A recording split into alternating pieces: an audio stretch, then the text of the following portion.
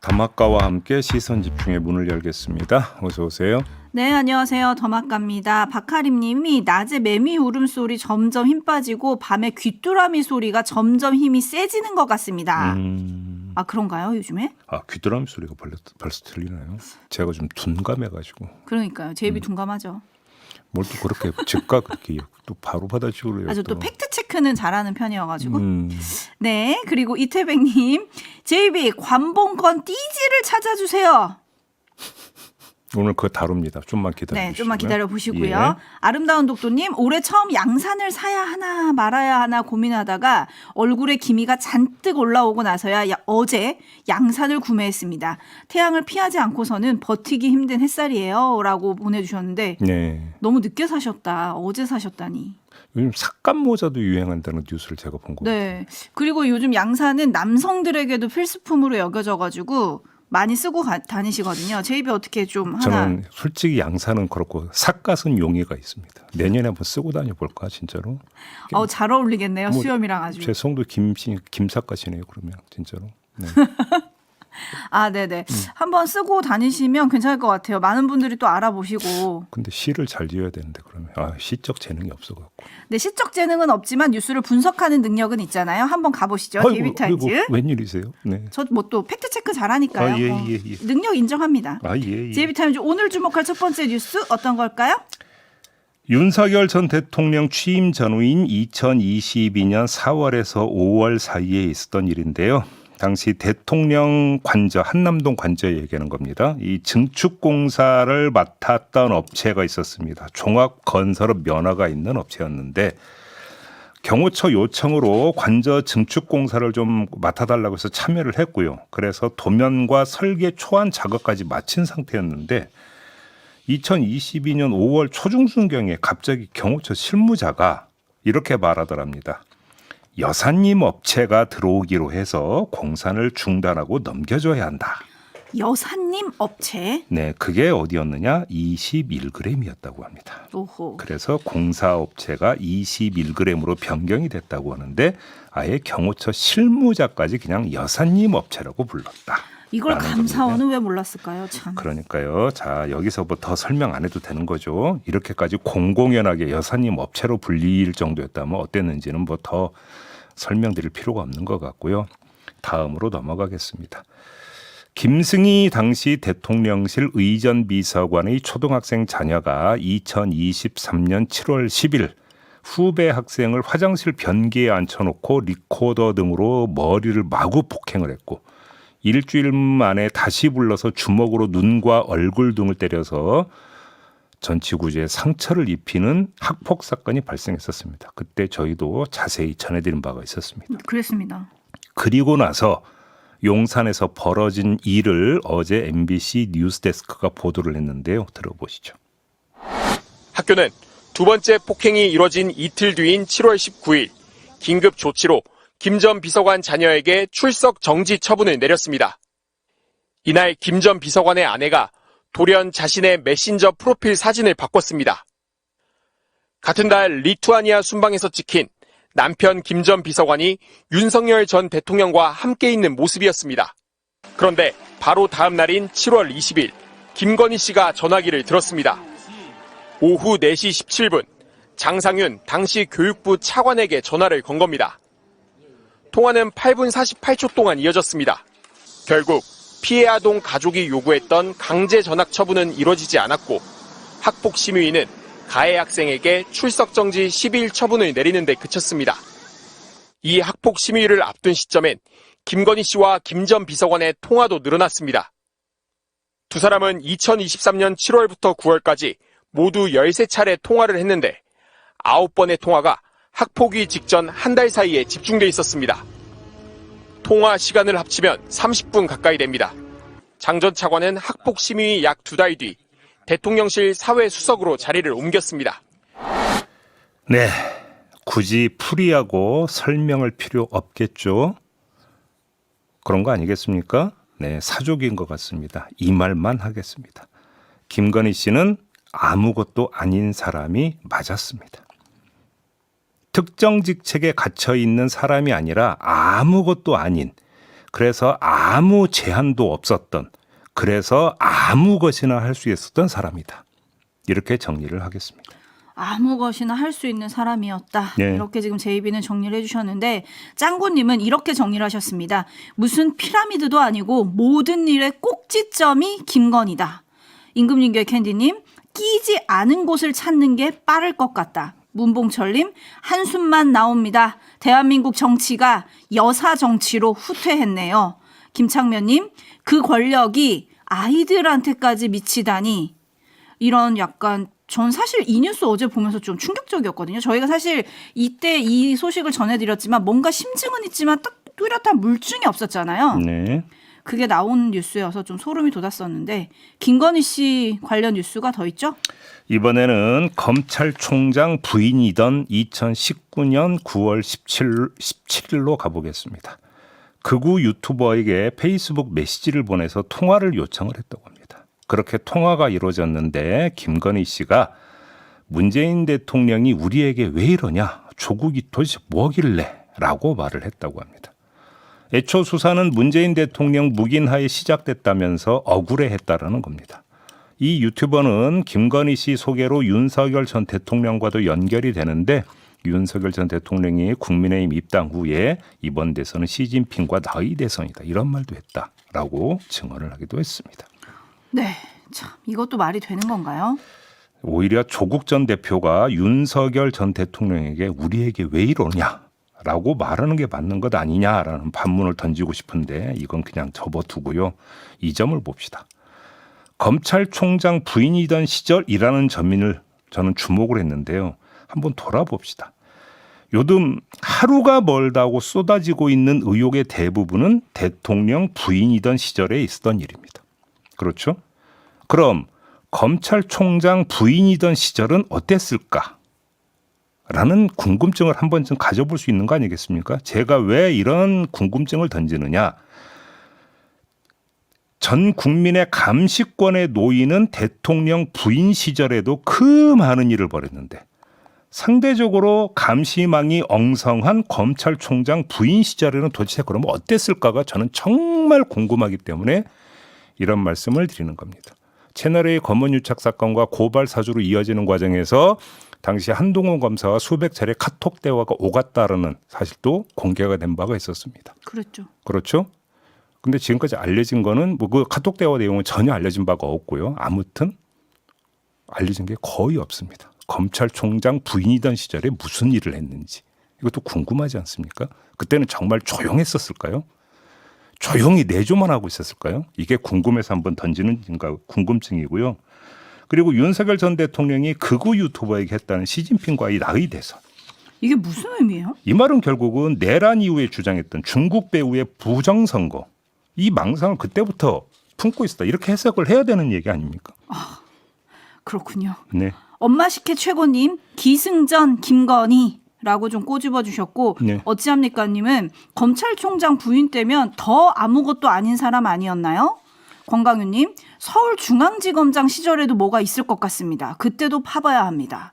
뭐 이런 의견들을 지금 보내고 계시고요. 네. 사실 이 유튜버한테 김건희 씨가 그 미공개 영상을 보냈다고 하잖아요. 그래서 그 영상도 어제 공개가 됐는데 서울에서 폭우 피해가 있었을 때 이제 화장실에서 이제 뭔가 봉사를 하면서 변기를 계속 닦고 있는 본인의 모습을 이제 찍은 거를 이 유튜버한테 보낸 거예요. 네. 그러면서 했다는 말이 저는 또 좀 충격이었는데 아무도 못 알아봤네. 이번 건 꽝이다. 이런 인식으로 영부인을 했다. 자, 다른 소식은 어떤 게 있습니까? 조금 전에 궤변을 소개했으니까 하나 더 추가하겠습니다. 궤변이요? 심평 변호사 기억하시죠? 네. 그저께 페이스북에 글을 올렸습니다.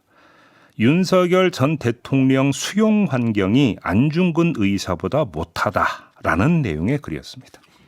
안중근 의사는 간수부장이 직접 지켜보는 독방에 갇혀 살았는데 이 독방에는 창문과 책상, 의자 등이 있었던 반면에 윤석열 전 대통령은 창문도 없는 독방에다가 책상은커녕 골판지로 대충 맞춘 받침대에 식판을 놓고 쭈그려 식사를 해야 한다라고 주장을 했고요. 그러면서 이렇게 말했습니다. 안 의사와 윤 전 대통령 두 분 다 정치범이다. 그런데 그 정치범을 대하는 자세가 야만적인 군국주의 일본과 민주주의 시대라고 하는 이재명 정부가 역으로 너무나 큰 차이를 보인다.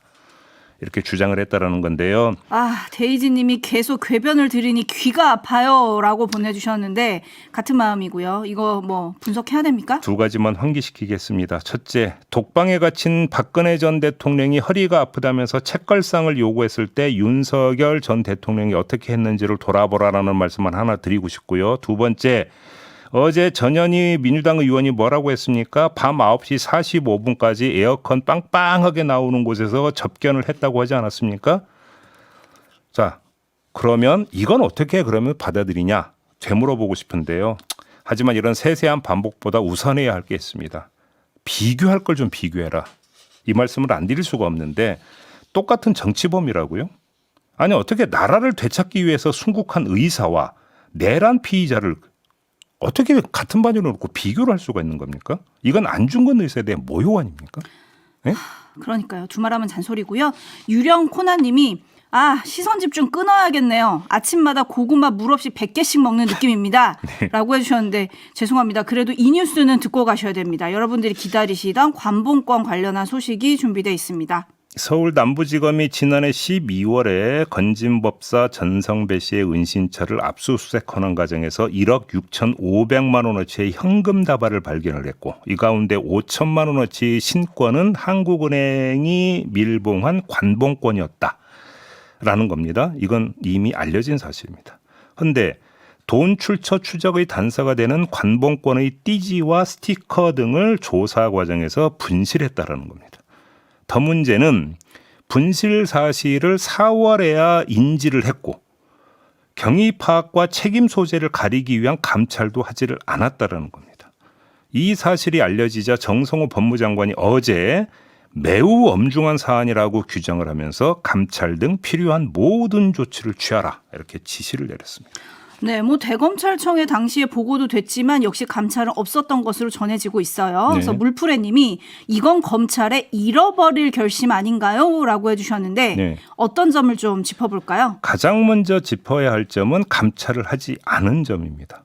수사의 단서를 분실을 했으면 그게 고의에 의한 것인지 실수에 의한 것인지를 먼저 가리는 게 상례 아니겠습니까? 고의에 의한 것이라면 이거는 명백한 수사 방해, 범법 행위에 해당이 되는 것입니다.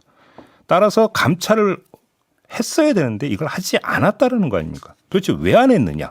이걸 짚어야 되는 건데 남부지검의 설명은 이런 겁니다. 압수물을 공식 접수하기 위해서 현금을 세는 과정에서 직원 실수로 띠지와 스티커를 버렸다라는 사실을 파악을 했고 이렇게 경위가 파악이 됐으니까 우선 수사에 집중하고 징계 여부는 수사 마무리 후에 판단하려고 했다. 이게 남부지검의 설명입니다. 이 설명에서 확인되는 점이 뭡니까? 남부지검 지휘부는 정식 감찰 절차도 밟지 않고 감찰 결과에 준하는 결론을 미리 내버렸다. 그게 뭐냐? 실수로 벌인 것이다라고 아예 일찌감치 결론을 내버렸다라는 것입니다. 이렇게 결론을 미리 도출했다라는 것은 직원의 진술을 고지고대로 믿어줬다라는 것입니다. 과연 이게 다른 데도 아니고 수사를 전문적으로 하는 검찰에서 그리고 의심이 직업인 검사가 할 수 있는 일이냐라는 점부터 일단 먼저 물어봐야 되는 거고요. 또 하나 의아한 점이 있습니다. 건진법사 집에서 관봉이 발견됐다라는 소식이 국민에게 전해진 건 언제였냐면 4월이었습니다. 보도가 이때 나옵니다. 남부지검 해명이 사실이라면 관봉권 띠지와 스티커가 분실된 사실을 확인한 것도 4월이라고 했습니다. 그런데 자, 한번 이렇게 생각해 봅시다. 이 띠지와 스티커가 분실된 사실을 알고 언론 보도가 나왔다고 칩시다. 그럼 언론 보도의 출처는 어디가 되는 겁니까?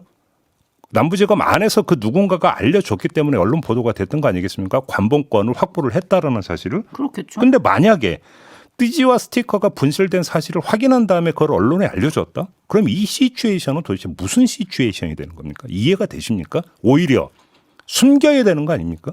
쉬쉬해야 되는 거 아닌가요? 근데 거꾸로 지금 예를 들어서 언론 플레이를 했다고 칩시다. 그럼 도대체 그 의도는 뭐가 되는 겁니까? 미스테리로 남는 게 바로 이 점입니다. 이 점까지 말씀을 드리겠습니다. 자, 그런 점에서 법무장관의 지시에 따라서 이루어질 감찰은 분실 그 자체는 물론이고 분실 사실을 덮은 결정 배경에 초점이 맞춰져야 됩니다. 자, 이렇게 다시 한번 정리를 하고요. 마지막 남은 문제를 한번 짚어봅시다. 남부지검 설명을 고지고대로 믿고 직원이 실수로 분실을 했다고 쳐요. 그러면 도대체 어떤 책임을 물을 수 있는 것이냐. 이 점도 함께 짚어봐야 되는 거 아니겠습니까? 이 점은 뉴스 채굴꾼이 짚어줄 겁니다.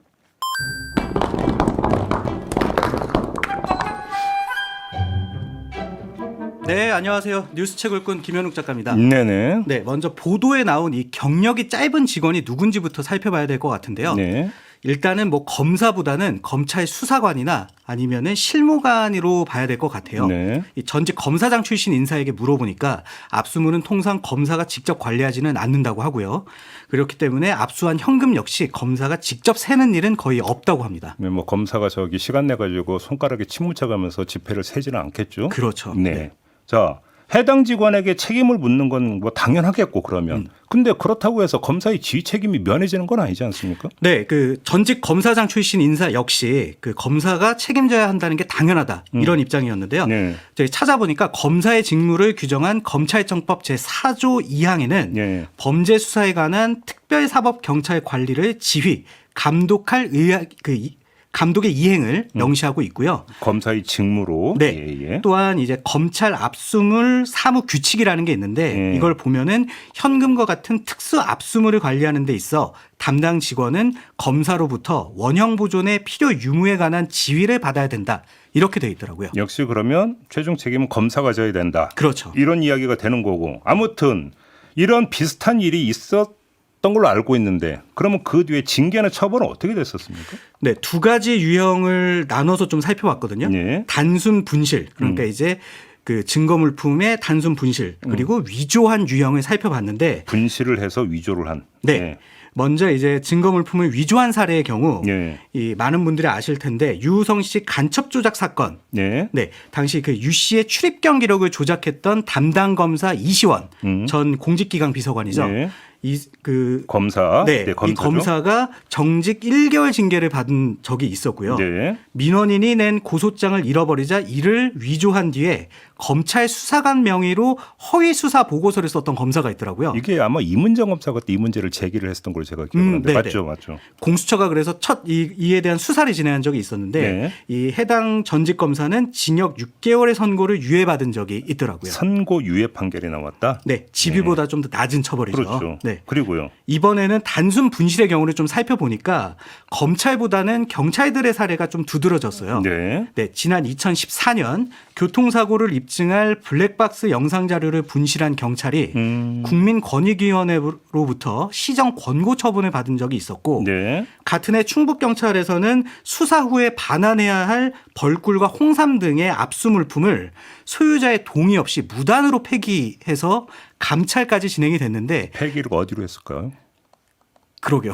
네. 아무튼. 공교롭게 다 지금 먹는 거죠. 네. 그래서 이제 감찰까지 진행이 됐습니다만 유야무야 넘어간 일이 있더라고요. 물론 조금 전 얘기는 농담입니다. 진담으로 받아들이지 마시고요. 아무튼 정리를 하자면. 네, 그 위조를 한 경우에도 솜방망이 처벌에 징계에 그쳤고, 네. 뭐 단순 분실의 경우에는 처벌은 고사하고 징계조차 없었죠. 네. 네, 서울 남부지검이 감찰조차 하지 않고 묻어뒀던 이유가 바로 뭐 이런 수위, 즉 대수롭지 않은 일로 여겼기 때문은 아닌가 싶은 생각이 들 정도인데 네. 설령 이 단순 분실이라고 해도 수사에 큰 차질을 가져올 실수에 대해서는 엄중한 책임을 묻지 않는 것 자체가 이 문제라고 볼 수 있을 것 같아요. 당연하죠. 네, 더 나아가서 단순 분실을 가장한 고의 분실일 경우에는 수사 방해이자 수사 왜곡이기 때문에 더 심각한 문제라고 볼 수 있죠. 이건 범죄죠, 범죄. 네, 이 때문에 감찰은 반드시 해야 되고 사안에 따라서는 별도의 수사를 통해서 꼭 밝혀야 될 사안이 아닌가 싶습니다. 알겠습니다. 잘 들었습니다. 수고하셨어요. 네, 감사합니다. 네. 네, 죽봉님은 이건 알려지면 안 되는 검찰발 뉴스라면,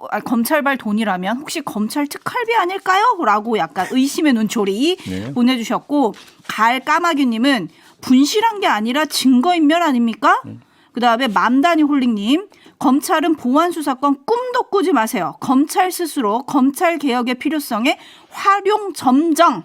이라고 해주셨고 정현신 님이 검찰 이러다 이 다음에는 그 관봉권은 가짜 돈이었다라고 하는 거 아닐까요? 자, 이렇게 마무리하죠. 더마카 수고하셨습니다. 고맙습니다.